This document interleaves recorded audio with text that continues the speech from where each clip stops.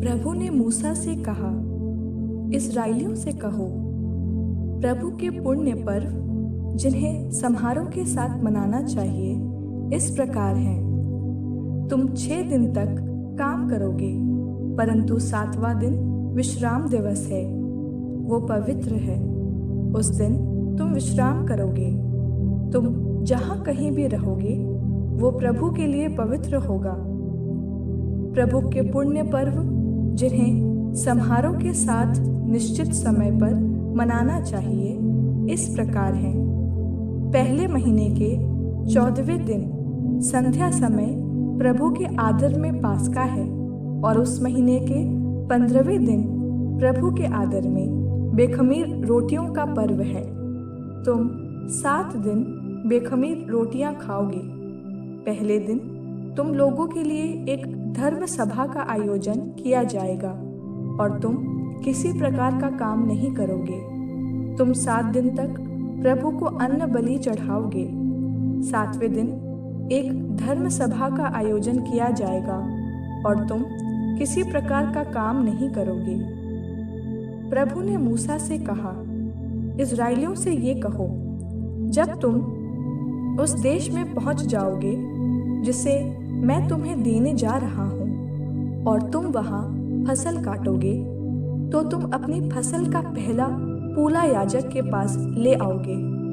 वो विश्राम दिवस के दूसरे दिन उसे प्रभु के सामने प्रस्तुत करेगा, जिससे तुम्हें ईश्वर की कृपा दृष्टि प्राप्त हो जाए। जिस दिन ये क्रिया संपन्न हो, उस दिन तुम प्रभु को होम बलि के रूप में 1 वर्ष का एक अदोष मेमना चढ़ाओ। उसके साथ अन्न बलि के रूप में जैतून के तेल से सना हुआ 2 सेर मैदा चढ़ाओ और अर्घ के रूप में 1 सेर अंगूरी। ये सुगंध युक्त चढ़ावा है जो प्रभु को प्रिय है। उस दिन तक, अर्थात जब तक तुम अपने ईश्वर को ये चढ़ावा अर्पित न करो, रोटी और भुने या ताज़े दाने मत खाओ। ये तुम्हारी सब पीढ़ियों के लिए, चाहे तुम जहाँ कहीं रहो, एक चिरस्थायी आदेश है। विश्राम दिवस के दूसरे दिन जब तुम चढ़ावे का पूला लाते हो, उस दिन से तुम पूरे 7 सप्ताह गिनोगे।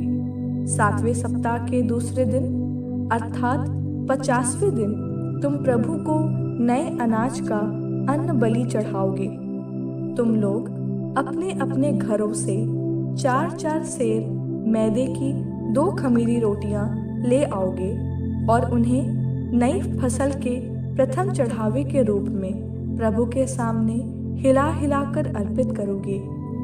तुम इन 2 रोटियों के साथ 1-1 साल के 7 अदोष मेमने, 1 बछड़ा और 2 मेढ़े निर्धारित अन्न बलि और अर्घ सहित प्रभु को चढ़ाओगे। ये एक सुगंध युक्त चढ़ावा है जो प्रभु को प्रिय है। तुम प्रायश्चित बलि के रूप में 1 बकरा और शांति बलि के रूप में 1 साल के 2 मेमने चढ़ाओगे। याजक नए अनाज की रोटियां और 2 मेमने प्रभु के सामने हिला हिलाकर अर्पित करेगा। ये प्रभु के लिए पवित्र चढ़ावा है जिस पर याजक का अधिकार है। उस दिन एक धर्म सभा का आयोजन करोगे और काम नहीं करोगे।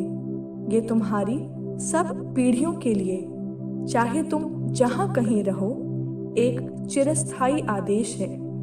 जब तुम अपनी भूमि की फसल काटो तो अपने खेतों के किनारे तक नहीं काटो और काटे हुए खेत की बालें नहीं बीनो। ये गरीबों और परदेशियों के लिए छोड़ दो। मैं प्रभु तुम्हारा ईश्वर हूँ।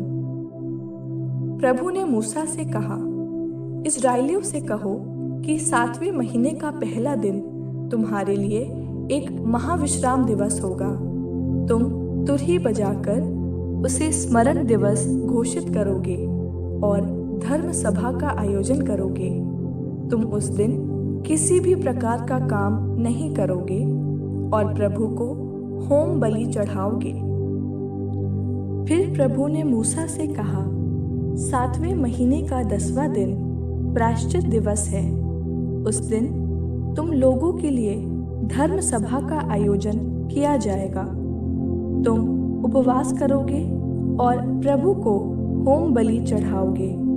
तुम उस दिन किसी प्रकार का कोई काम नहीं करोगे, क्योंकि वो प्रायश्चित का दिवस है, जब प्रभु तुम्हारे ईश्वर के सामने तुम्हारे लिए प्रायश्चित विधि संपन्न की जाती है। जो उस दिन उपवास नहीं करेगा, वो अपने समुदाय से बहिष्कृत किया जाएगा। जो उस दिन काम करेगा, मैं उसे उसके समुदाय से निकालकर उसका विनाश करूंगा। तुम कोई भी काम नहीं करोगे। ये तुम्हारी सब पीढ़ियों के लिए, चाहे तुम जहाँ कहीं रहो, एक चिरस्थायी आदेश है। ये तुम्हारे लिए महाविश्राम दिवस होगा। तुम उस दिन उपवास करोगे। तुम महीने के 9वें दिन की शाम से दूसरे दिन की शाम तक विश्राम दिवस मनाओगे। प्रभु ने मूसा से ये भी कहा, इस्राएलियों से कहो कि 7वें महीने के 15वें दिन प्रभु के आदर में शिविर पर्व प्रारंभ होगा। वो 7 दिन तक मनाया जाएगा। उसके प्रथम दिन धर्म सभा का आयोजन किया जाएगा और तुम किसी प्रकार का काम नहीं करोगे। तुम 7 दिन प्रभु को होम बलि चढ़ाओगे। 8वें दिन लोगों के लिए एक धर्म सभा का आयोजन किया जाएगा और तुम प्रभु को होम बलि चढ़ाओगे। उस दिन समापन समारोह होगा और तुम किसी प्रकार का काम नहीं करोगे। ये प्रभु के पर्व हैं, जिनमें तुम धर्म सभा का आयोजन करोगे और प्रत्येक की विधि के अनुसार प्रभु को होम बलि, अन्न बलि, शांति बलि और अर्घ चढ़ाओगे। इसके अतिरिक्त प्रभु को अर्पित सामान्य विश्राम दिवसों के बलिदान, मन्नत के कारण या स्वैच्छिक बलिदान चढ़ाओगे। 7वें महीने के 15वें दिन भूमि की उपज एकत्रित कर लेने के बाद तुम 7 दिन तक प्रभु के लिए उत्सव मनाओगे। पहला दिन और 8वां दिन ये महाविश्राम दिवस होंगे। पहले दिन तुम वृक्षों के सर्वोत्तम फल, खजूर की डालियाँ, घनी पत्तियों वाली डालियाँ और मजनू की डालियाँ ले आओगे और 7 दिन तक अपने प्रभु ईश्वर के लिए उल्लास के साथ आनंद मनाओगे। तुम प्रतिवर्ष 7वें महीने में प्रभु के लिए 7 दिन तक ये उत्सव मनाओगे। ये तुम्हारी सब पीढ़ियों के लिए चिरस्थायी आदेश है। तुम 7 दिन तक तंबुओं में रहोगे। प्रत्येक मूल इस्राएली तंबू में रहेगा।